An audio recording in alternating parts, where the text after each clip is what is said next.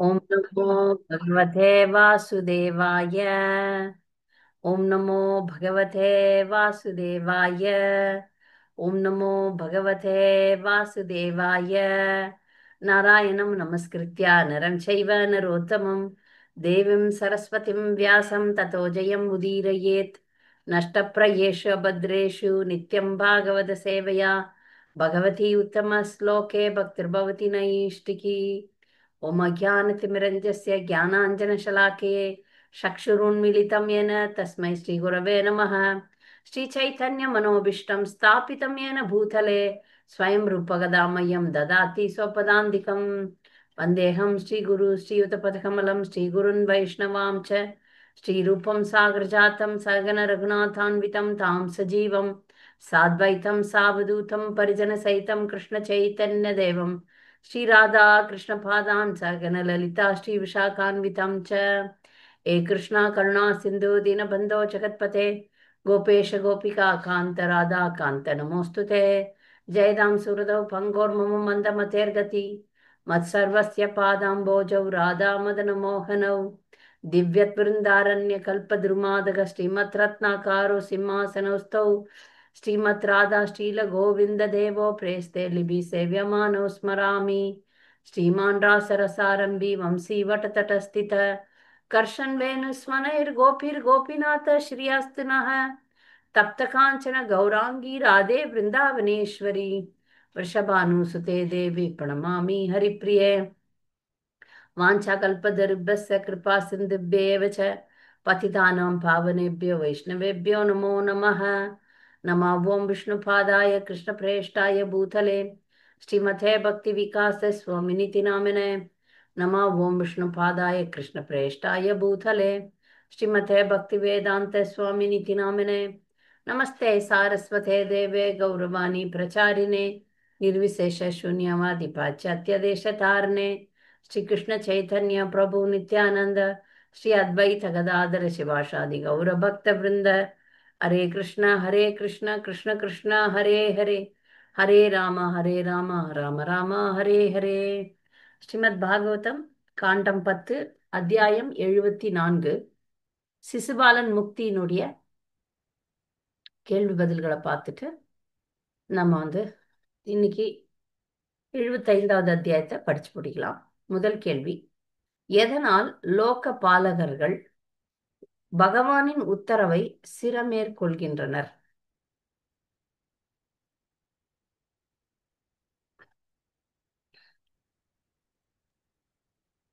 சாந்தமணி மாதாஜி. ஹரே கிருஷ்ண மாதாஜி.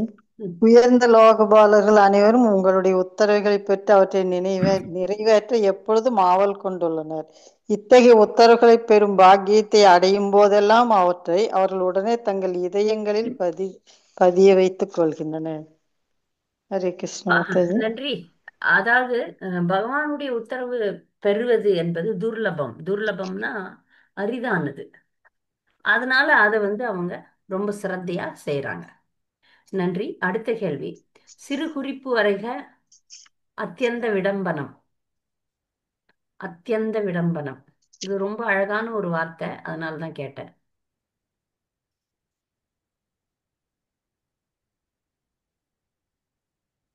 ஹரே கிருஷ்ணா ஹரே மாதாஜி. கிருஷ்ண மாதாஜி. சர்வ வியாபகமுடையவரும் தாமரை கண்ணருமான தாங்கள் அரசர்கள் என்ற அபிமானம் கொண்டுள்ளவர்களும் உபயோகமற்ற மூடர்களுமான எங்களுடைய உத்தரவுகளை ஏற்பதானது உங்களை பொறுத்தவரை மிகப்பெரிய பாசாங்காகும். இப்ப அத்தியந்த விடம்பனம் அப்படின்ற வார்த்தைய சிறு குறிப்பு வரைய சொல்லியிருக்கேன். அத்தியந்த விடம்பனம்னா ரொம்ப அதிசயம், அசிங்கான மிகப்பெரிய விடம்பனம்னா பாசாங்கம். பெரிய ஆசை. ஒரு பாசாங்கு, ஒரு நடிகன் மாதிரி நடிக்கிறாராம் பகவான். இது சாதாரண நடிகன் மாதிரி, அவரு எல்லாமே தெரியும். ஆனா இங்க ஒரு பெரிய வேஷம் போடுறார். அது அதிசயமா இருக்கு அப்படின்னு சொல்லிட்டு குந்தி மகாராணி கூட சொல்றாங்க. ஜென்ம கர்ம ச விஸ்வாத்மன் அஜஸ்ய கர்த்துராத்மன தீர்யன் நிரிஷு யாதுஷு தத் அத்தியந்த விடம்பனம் அப்படின்னு முதல் காண்டம் 8வது அத்தியாயம் 30வது ஸ்லோகத்துல சொல்றாங்க. இதே வார்த்தை அத்தியந்த விடம்பனம். நீ எப்படிப்பா இப்படிலாம் நடிக்கிற, ஒரு நாடக மேடை நாடக நடிகனை போல நடிக்கிறியே, இது மிக அத்தியந்தான மிகவும், விடம்பனம்னா அதிசயம், மிகவும் அதிசயமா இருக்கே, நீங்க என்ன என்ன டிராமா போடுறீங்க, எல்லாம் தெரியும், தெரியாத மாதிரி ஒன்றும் தெரியாத மாதிரி பண்ணுவார். அந்த மாதிரி ஒரு நாடக நடிகனை போல நடிக்கிறாரே எங்க கிருஷ்ணர், அது வந்து ரொம்ப ஆச்சரியமா இருக்கு. அதான் அர்த்தம். மூன்றாவது கேள்வி, பகவானின் சக்தி அதிகமாவதோ குறைவதோ இல்லை, உதாரணம் மூலம் விளக்குக. நவமணி மாதாஜி. சொல்றேங்க. ம். ஹரே கிருஷ்ண மாதாஜி, மூணாவது கொஸ்டின் தான் மாதாஜி. ஆமா ஆமா. சோ அது சூரிய பகவானுடைய இதுதான் மாதாஜி. ம் ஹரே கிருஷ்ண மாதாஜி. ம் எப்படி சூரியன் சக்தி அதன் அசைவுகளால் அதிகரிப்பதோ குறைவதோ இல்லையோ, அது போல பரமாத்மாவும் ஆதி மூலமும் இரண்டற்ற ஒருவரான பரபிரம்மனின் சக்தி அதிகமாவதோ குறைவதோ இல்லை. ஸ்ரீல பிரபுபாத கிருஷ்ணா என்ற புத்தகத்தில் பின்வருமாறு எழுதுகிறார்.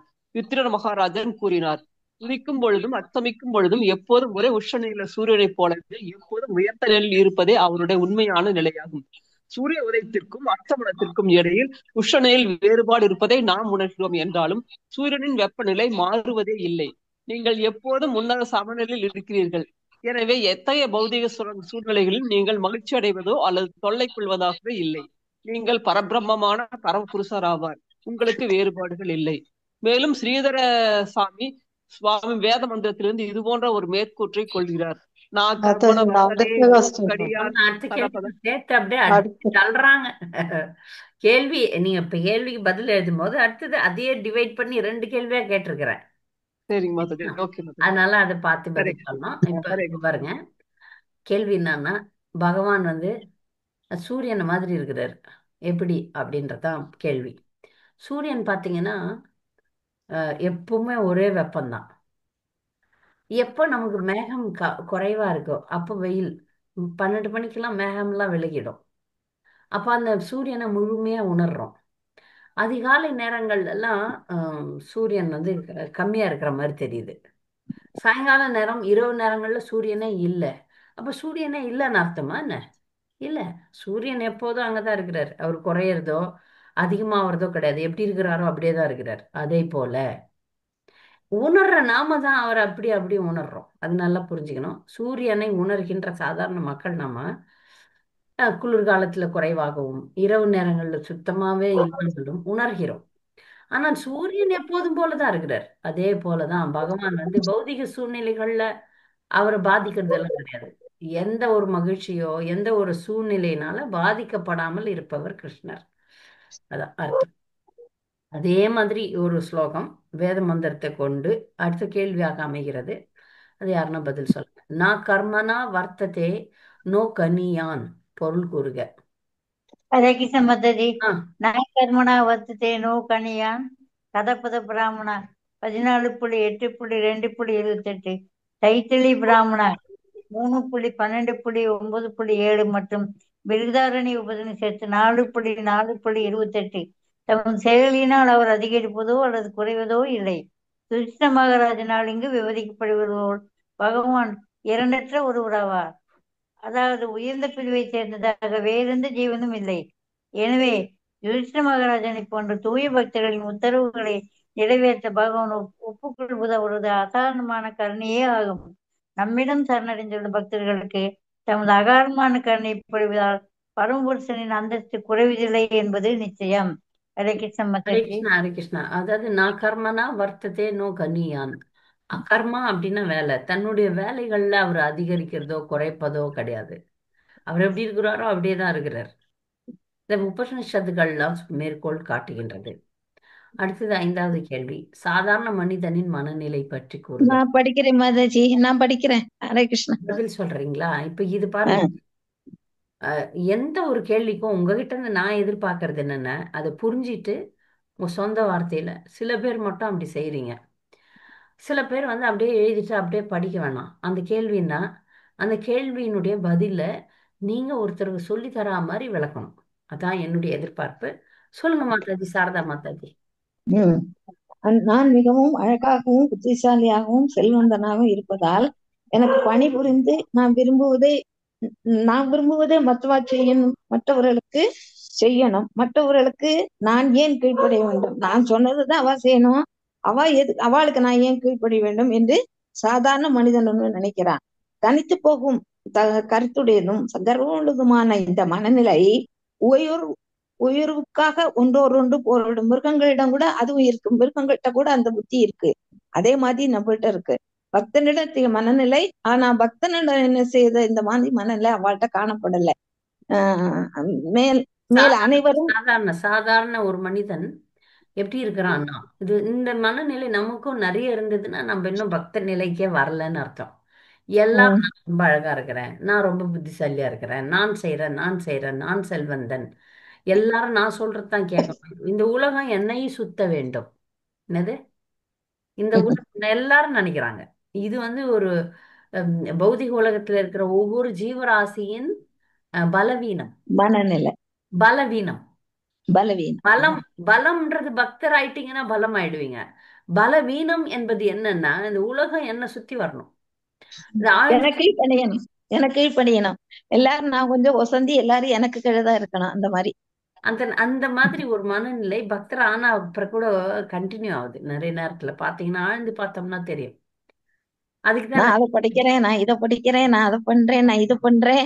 அவள்லாம் எனக்கு தானே ஒரு நான் எதுக்கு அவளுக்கு பண்ணணும்? அந்த மாதிரி ஒரு மனநிலை. இந்த மனநிலையை நம்ம எடுக்கணும். சரியா? அது இருந்ததுன்னா அதை கண்டுபிடிச்சு அதை ஓரம் தள்ளணும். நன்றி.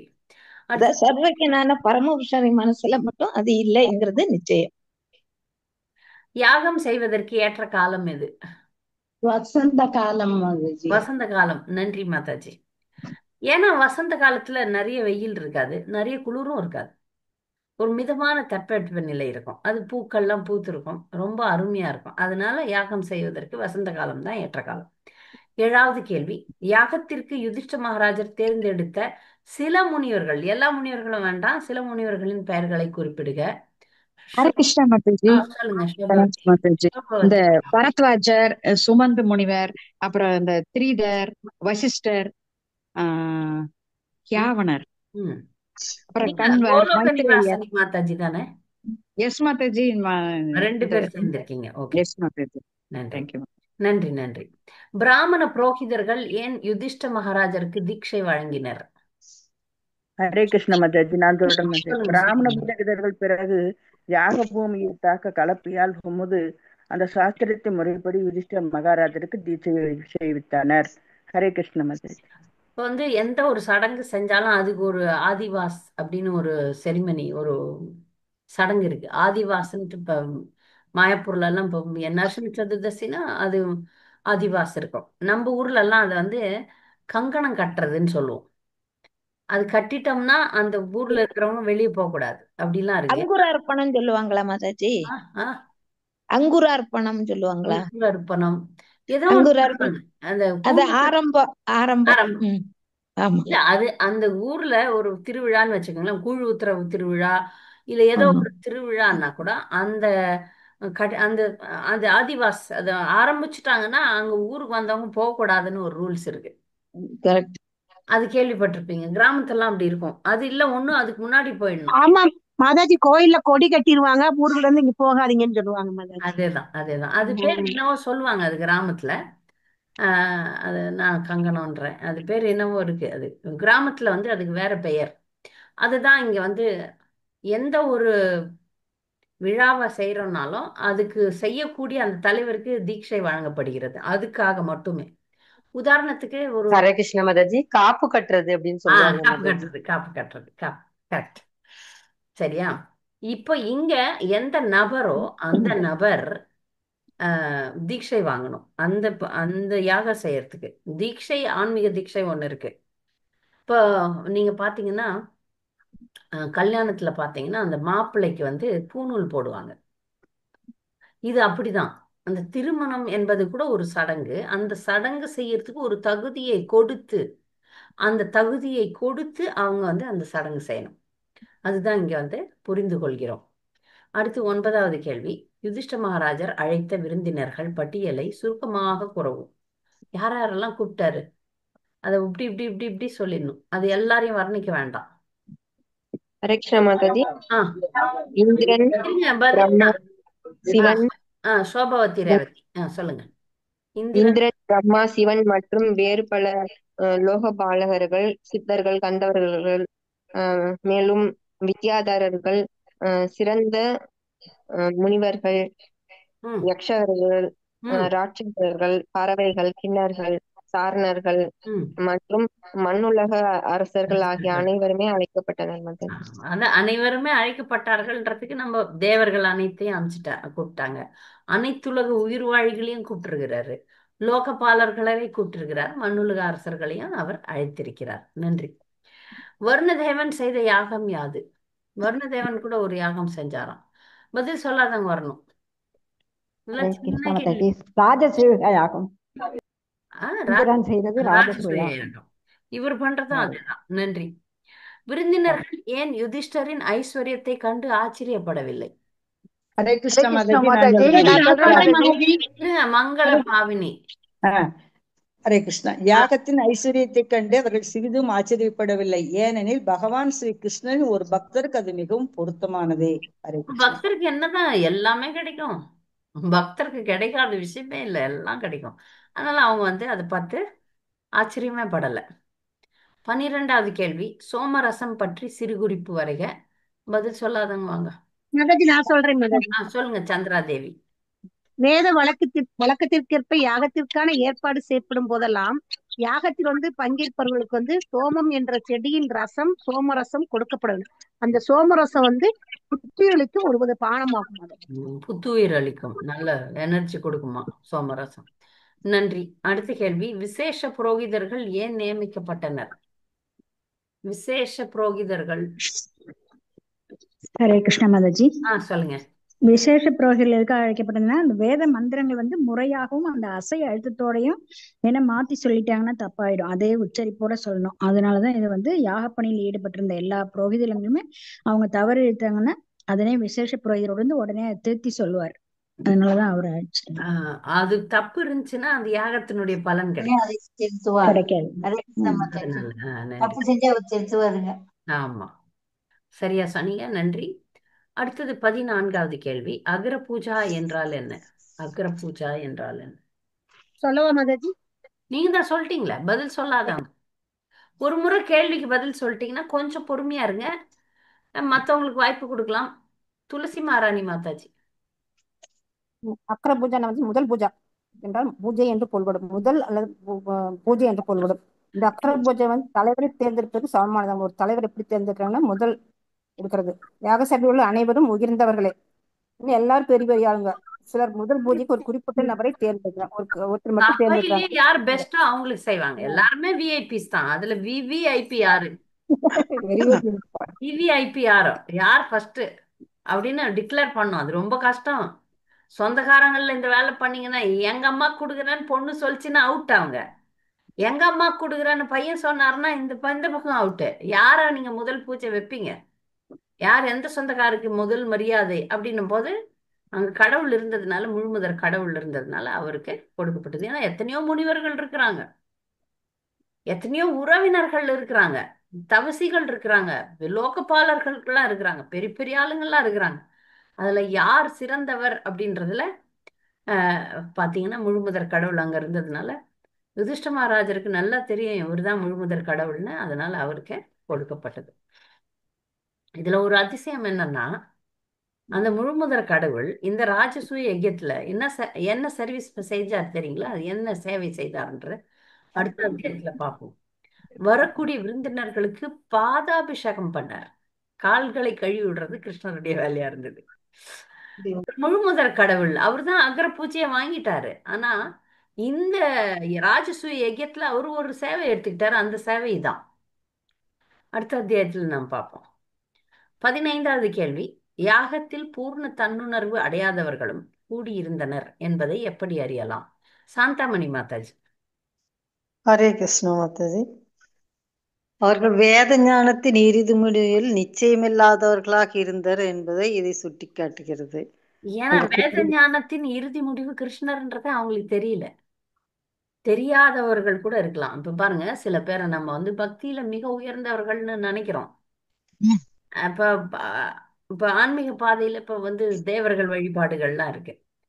அப்போ அதுல வந்து பெரிய பெரிய சாதனைகள் செய்த சில சைவர்கள்லாம் இருக்கிறாங்க. எவ்வளோ பெரிய சன்னியாசியா இருக்கலாம், எவ்வளோ பெரிய ஞானியா இருக்கலாம், எவ்வளோ பெரிய தவசியா இருக்கலாம். ஆனா கிருஷ்ணர் தான் முழுமுதற் கடவுள் அப்படின்னு தெரியலன்னு வச்சுக்கோங்களேன், அவங்க தன்னுணர்வு அடையாதவர்கள். நல்லா புரிஞ்சுக்குங்க. இப்போ ஒரு உதாரணத்துக்கு ஔவையார் எடுத்துக்கலாமே. ஔவையார் ரொம்ப ஃபேமஸ்.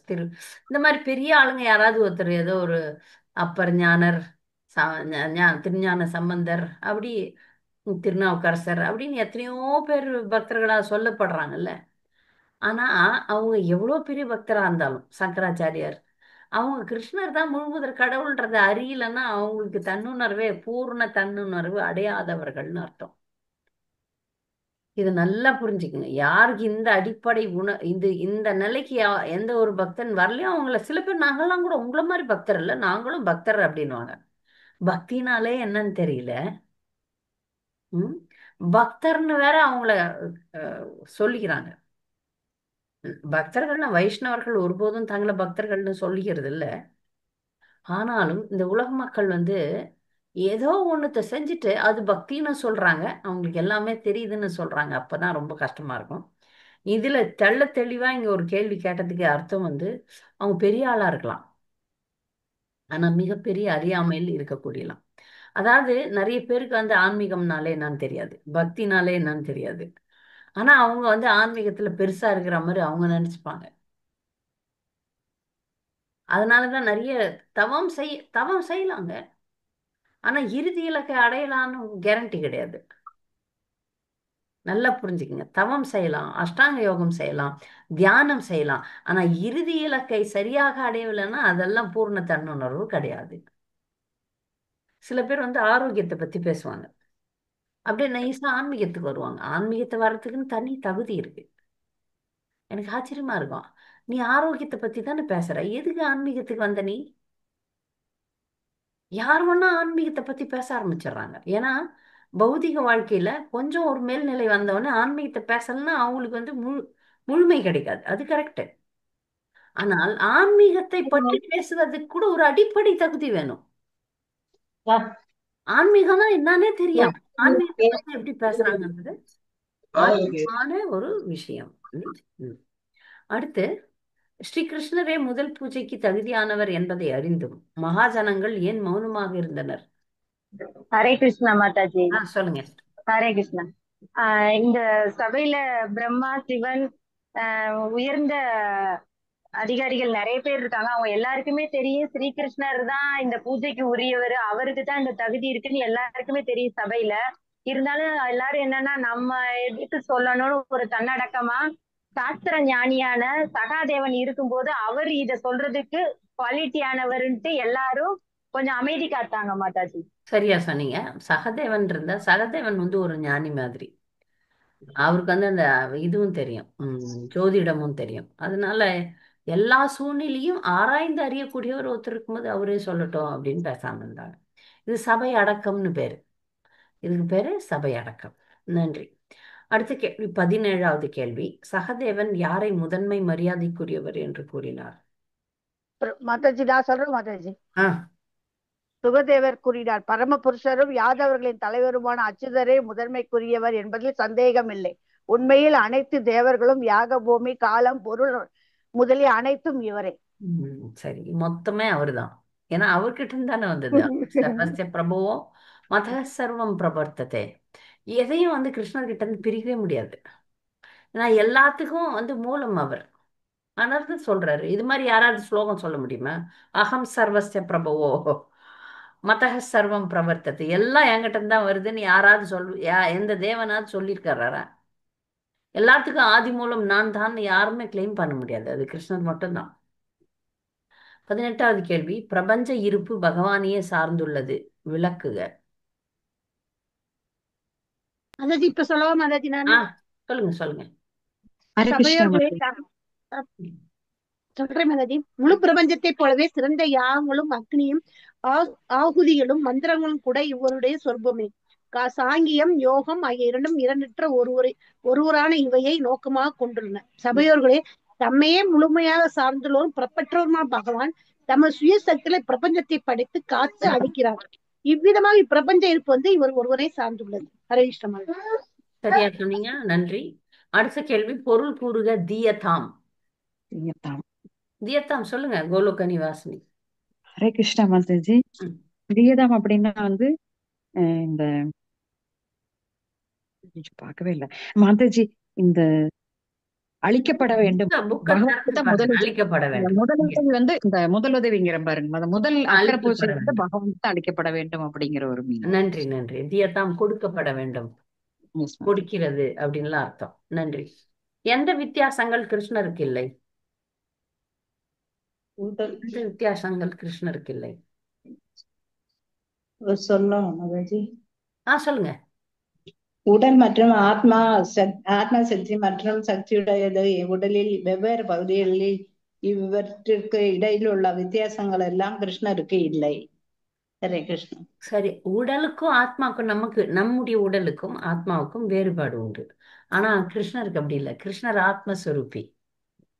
நம்முடைய உடல் பௌதிகமானது, ஆத்மா தான் வந்து ஆன்மீகமானது. நமக்கு வித்தியாசம் இருக்கு, ஆனா கடவுளுக்கு கிடையாது. இதை மட்டும் நல்லா புரிஞ்சுக்கணும். இந்த ஒரு வித்தியாசம் வந்து கிருஷ்ணருக்கும் நமக்கும் இருக்கிறது. அடுத்த கேள்வி, புஷ்ப மருட்சய. சொல்லட்டுமா மாதாஜி? நவபக்தி மாதாஜி. புஷ்பமலை. புஷ்பமலை. புஷ்ப மழை. மழை. வந்து மழை பெஞ்ச மாதிரி இருந்ததா. நன்றி. சிசுபாலனின் தந்தையின் பெயர் யாது? ஹரே கிருஷ்ண மாதாஜி. சொல்லுங்க. தமகோஷன். நன்றி. அடுத்து 23வது கேள்வி, சிசுபாலனுக்கு ஏன் கடுங்கோபம் வந்தது? கிருஷ்ண மாதாஜி, நான் சொல்லட்டுங்களா? இருங்க, யாராவது பதில் சொல்லுங்க மாதாஜி. சிசுபாலன் பல காரணங்களுக்காக, முக்கியமாக ருக்மணியின் சுயவரத்திலிருந்து கிருஷ்ணர் அவளை கடத்தி சென்ற காரணத்திற்காக அவரிடம் தீரா பகை கொண்டான். எனவே கிருஷ்ணருக்கு அளிக்கப்பட்ட இந்த மரியாதையும் அவரது குணங்களின் புகழ்ச்சியையும் அவனால் பொறுத்து கொள்ள முடியவில்லை. பகவானின் மகிமைகளை கேட்டு மகிழ்வதற்கு பதிலாக அவன் கோபம் அடைந்தான், கடுங்கோபம் அடைந்தான். அவனை ரொம்பவே தாக்குச்சு. ஏன்னா ருக்மிணியை திருமணம் செய்து கொள்ளணும்னு ஆசைப்பட்டான், அது முடியல. அடுத்து பகவானுக்கு கொடுக்கப்பட்ட மரியாதையை அவனால தாங்க முடியவில்லை, அதனால கோபம் வந்தது. 24வது கேள்வி, சிசுபாலன் ஏன் அகர் பூஜைக்கு பிறகு பேசினான்? அதுல ஒரு மாதாஜி நான் படிக்கவா? சொல்லுங்க. ஸ்ரீ விஸ்வநாத் சக்கரவர்த்தி பின்வருமாறு குறிப்பிடுகிறார். கிருஷ்ணருக்கு முதல் பூஜை செய்ய வேண்டும் என்று சகதேவன் கூறிய பொழுது சிசுபாலன் அதை எதிர்க்கவில்லை. கிருஷ்ண மகாராஜன் யாகத்தை அவன் கெடுக்க விரும்பியதே இது ஒரு காரணம். கிருஷ்ணருக்கு எதிராக சிசுபாலன் முன்னதாகவே பேசி அதனால் வேறொருவர் முதல் பூஜைக்கு தேர்ந்தெடுக்கப்பட்டிருந்தால் யாகம் வழக்கம் போல தொடரப்பட்டிருக்கும். எனவே கிருஷ்ணர் தேர்ந்தெடுக்கப்பட்டு அவருக்கு முதல் பூஜை முடியும் வரை காத்திருந்து சிசுபாலன் பிறகு பேசினான். அது யாகத்தை நிறுத்தணும் அப்படின்ற உள்நோக்கத்தோட, சரி முதல்ல நடக்கட்டும், அதுக்கப்புறம் நமக்கு எடுக்கலாம் அப்படின்னு சொல்லிட்டு அவன் காத்திருந்தான். நன்றி. அடுத்து 25வது கேள்வி, வாழ்வின் முன்னேற்றத்தில் எப்போது தடை ஏற்படும்?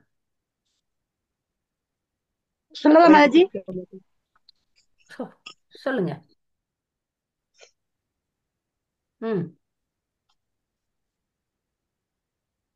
ஹரே கிருஷ்ண சொல்லுங்க. ஹரே கிருஷ்ண. ரிபுஹரா மாலினி மாதாஜி சொல்லுங்க.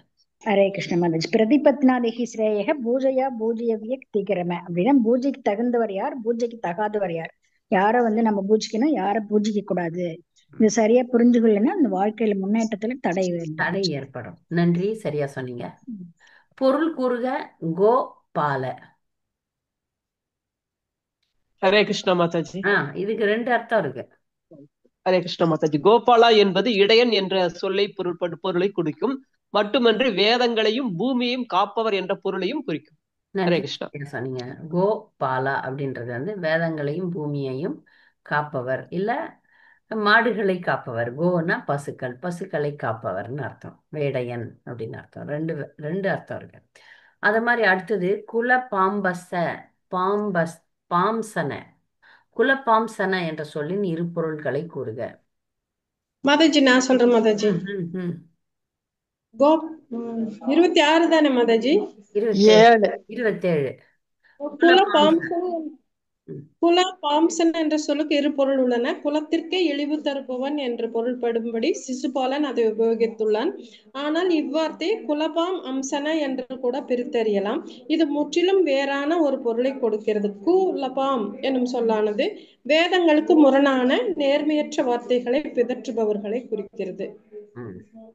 இப்ப குல கு லபாம் அம்சன அப்படின்னா சத்தியத்தை பற்றிய தவறான அற்ப மன கற்பனைகளை எல்லாம் அழிப்பவர்னு நம்ம பொருள் கொள்ளலாம். கு லபாம் அம்சன, இந்த இந்த சத்தியத்தை பத்தி யாரெல்லாம் தப்பா பேசுறாங்களோ அவர்களை அழிப்பவர்னு நம்ம பொருள் கொள்ளலாம். நன்றி. அடுத்த கேள்வி, 28வது கேள்வி. புரோடாச என்றால் என்ன? ஹரே கிருஷ்ணா மாதாஜி.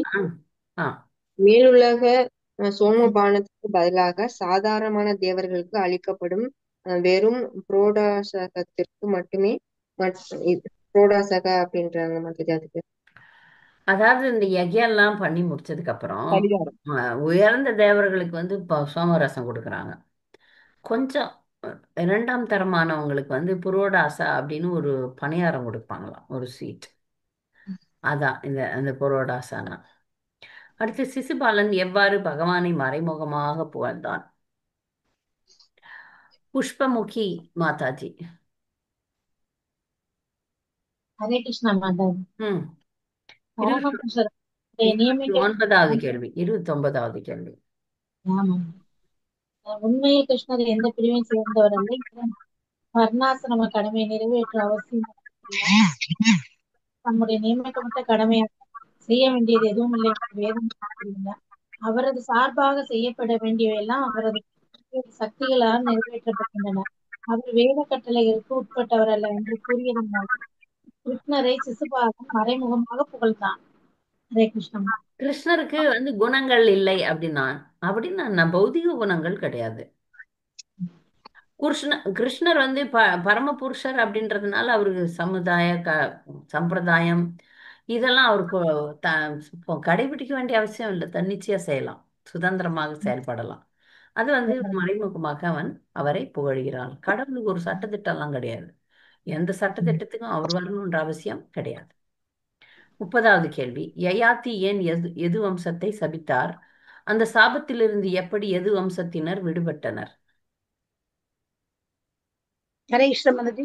ம், சொல்லுங்க மாதாஜி. சொல்லுங்க. இந்த யாதவ வம்சத்தை யயாதி சபித்தார். அன்றிலிருந்து நேர்மையாளர்களால் தள்ளி வைக்கப்பட்டு வரும் இவர்கள் குடிப்பழக்கத்திற்கு அடிமையாயுள்ளனர். அப்படி இருக்க இந்த கிருஷ்ணன் எவ்வாறு பூஜைக்குரியவனாம்? ஆதவர்கள் யயாதியால் சபிக்கப்பட்ட போதிலும் சிறந்த சாதுக்களால் இவர் சாபத்திலிருந்து விடுவிக்கப்பட்டனர். ஹரே கிருஷ்ணா. யயாதி எதுக்கு சபிச்சார் அப்படின்னா, எதுன்ற ஒரு பையன், அவருக்கு முதல் பையன். அவருக்கு இரு மனைவிகளுக்கும் மகன்கள் இருந்தாங்க. அவங்கள எது வம்சத்தினர்ல தான் கிருஷ்ணர் வர்றாரு. அப்பா அவரை கேட்கிறாரு, எந்த முதுமையை நீ எடுத்துக்கோன்னு. அவர் சொல்றாரு, நான் இப்ப என்னுடைய இளமைய பயன்படுத்தி முதுமை அடையும் போது நான் முழு பக்தியில இறங்கலான்னு பாக்குறேன். அதனால நான் இப்போ உங்களுக்கு என்னுடைய இளமையை கொடுத்துட்டேன்னா நான் பக்தி செய்ய முடியாது அப்படின்ற காரணத்துக்காக தான் வேண்டான்றான். அப்ப கூட யயாதி கோவம் நீ எனக்கு கொடுக்க மாட்டேன்னு சொல்லிட்டியே அப்படின்னு சொல்லிட்டு சாபம் கொடுக்குறாரு. ஆனா சாதுக்கள்லாம் பின்னாடி அந்த சாபத்தை முறிச்சிடுறாங்க. அடுத்து பிரம்ம ரிஷி சேவித்தான் தேசான் எந்த தேசத்தை குறிப்பிடுகிறது? பிரம்மயிற்சி சோவிதான் தேசம் சாதுக்களுக்கு புண்ணிய தேசங்கள் மதுரா தேசத்தை குறிப்பிடுகிறது. மதுரைய சொல்லுது, மதுரா, வடமதுரை. அடுத்து 32வது கேள்வி. ஒருவன் எப்போது தன் புண்ணியங்களை இழந்து பக்தியிலிருந்து விழுவான்? ஹரே கிருஷ்ணா மாதாஜி. பகவத் பக்தனின் நிந்தனையோ கேட்டுக்கொண்டு எவன் அந்த இடத்தை விட்டு அகலாதிருக்கிறானோ அவனும் தன் புண்ணியங்களை கீழே இழந்து கீழே விழுவான். சரியா சொன்னீங்க. யாரெல்லாம் பகவத் பக்தர்கள் நிந்தனையை கேட்கிறோமோ அவங்க எல்லாம் பக்தியிலிருந்து கீழே விழணும். 33வது கேள்வி. பகவான் எதற்காக சிசுபாலனை கொன்றார்? ஹரே கிருஷ்ண மாதாஜி. ரேவதி. ஹரே கிருஷ்ணமூர்த்தி. பகவான் ஸ்ரீ கிருஷ்ணர் ஒன்றும் செய்யாமல் இருந்திருந்தால் யாக பூமியில் கொடூரமான சண்டை ஏற்பட்டு அந்த இடம் முழுவதும் ரத்த படிந்து புனிதமான சூழ்நிலை கெட்டிருக்கும். எனவே தமது பிரியமுள்ள பக்தரான யுதிஷ்டிரின் ராஜசூக யாகத்தை காக்கும் பொருட்டு பகவான் யாக பூமியில் ஒரு துளி ரத்தம் கூட சிந்தாதபடி தமது கூர்மையான சக்கராயுத்தால் சிசுபாலனின் தலையை உடனே துண்டித்தார். ஹரே கிருஷ்ணமூர்த்தி. ஹரே கிருஷ்ணா. அது பண்ண அங்க அசுத்தமே வரல. அவன் செத்து போனது உண்மைதான். ஆனா அங்க ஒரு ஒரு துளி ரத்தம் கூட விழல. அதை அவர் ஒரு ரொம்ப டெக்னிக்கா பண்ணிட்டார் கிருஷ்ணர். அவன் உயிர் போச்சு. ஆனா அங்க ஒரு அசுத்தமே நடக்கவில்லை. 34வது கேள்வி எல்லாருக்கும் தெரிஞ்ச கேள்வி, சுலபமான கேள்வி. ஜெய விஜயனின் 3 பிறவிகள் யாவை? துளசி மகாராணி. ஹரே கிருஷ்ணமாஜி. ம். இரண்யக்கனாகவும் இரண்யகசிபா முதல் பிரிவு எடுக்கிறாங்க. அப்போ கிருஷ்ணர் அழிச்சிடறாரு அவங்கள. ரெண்டாவது ராவணன் கும்பகரன். அப்ப ராமரா அழிச்சிடறாரு. மறுபடியும் சிசுபாலன் தந்தவர்கர். அப்போ கிருஷ்ணர் அழிச்சிடறாங்க அவங்கள. 3 பிரிவு எடுத்து 3 பிரிவு அழிச்சிடறாரு நன்றி கிருஷ்ணர். நன்றி. எல்லாரும் இதெல்லாம் மனப்பாடம் பண்ணிக்கணும். சிசுபாலன் அடைந்த இலக்கு யாது? ஹரே கிருஷ்ணமூர்த்தி. ம். கிருஷ்ண சிந்தனையிலேயே ஆழ்ந்திருந்தான். இவ்வாறு முதலில் பகவானுடன் இரண்டர கலக்கும் சாயுஜ்ய முக்தியை பெற்றவன் இறுதியில் பகவானுக்கு அந்தரங்க சேவை புரியும் தனது உண்மையான நிலையில் மீண்டும் வைக்கப்பட்டான். வைகுண்ட பதவியை அடைந்தான். அவ்வளவுதான். இலக்கு வைகுண்ட பதவி. நன்றி. அடுத்த கேள்வி. அவபிருத்த ஜான் அவபிருத்த ஸ்நானம் என்றால் என்ன? அவபிருத்த ஸ்நானம் என்றால் என்ன? ஹரே ஹரே கிருஷ்ணமூர்த்தி. ஹரே கிருஷ்ணா. ஹரே சொல்றேன் கிருஷ்ணமதி. மாதாஜி. அவப்பிரதம் என்றால் யாகத்தை பொறுப்பேற்று நடத்துபவரின் புனித ஸ்நானம் மற்றும் யாக பொருட்களை கழுவுதல்.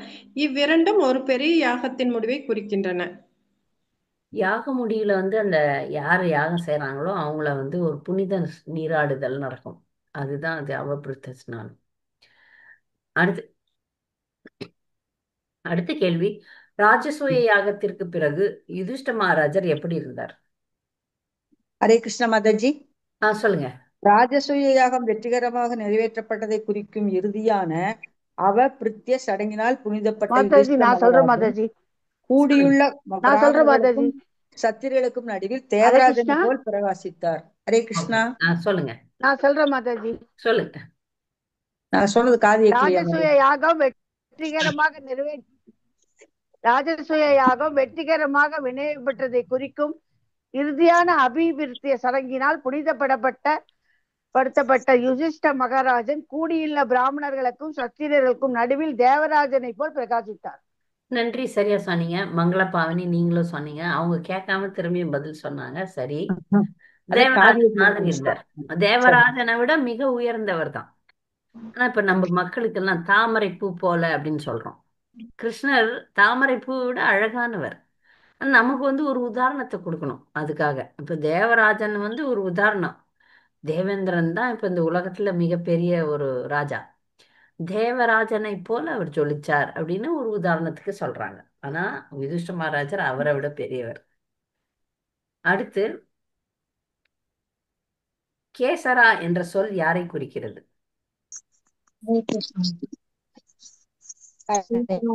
சிவபெருமானுடன் சொல்லும் பிரமதர்களை பிரமதர்களை சிவபெருமானுடன் செல்லும் அஷ்டாங்க யோகிகள் கேசரா என்ற சொல் சொல்லுது. நன்றி.